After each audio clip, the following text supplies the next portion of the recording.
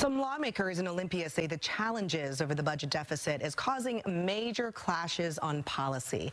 And what's even more notable is that some of the disagreement is coming from the governor and those in his own party. Also making headlines on Friday is that Governor Ferguson's top liaison between him and lawmakers abruptly resigned.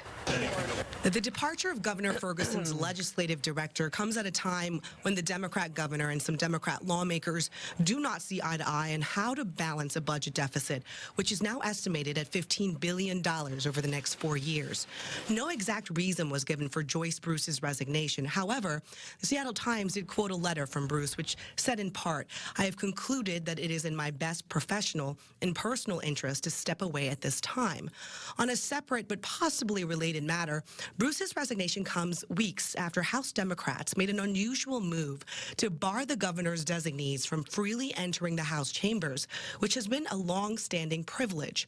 Fox 13 reached out to Representative Joe Fitzgibbon, who is the House Majority Leader. Fitzgibbon is denying that the move was in any way a strike against the governor's office, saying it came down to wanting a better way to manage the flow of people coming and going from the chamber. Fitzgibbon also emphasizing that the governor can enter at any time and also can provide a list of staff he wants in there. But from behind the scenes, the tension is palpable, according to Republican Chris Corey, saying, quote, "The Democrats' decision to restrict Governor Ferguson's access to the House chamber wings is like a mad teenager slamming the door on their parents. It's a juvenile reaction to being told no." Corey says the friction was evident from day one at Ferguson's inaugural address when Republicans appeared to cheer on the governor's bipartisan message in calls to cut government spending. Some Democrats were visibly not impressed, considering top leaders in the party are pushing for taxes, especially on the wealthy, to cover the budget deficit.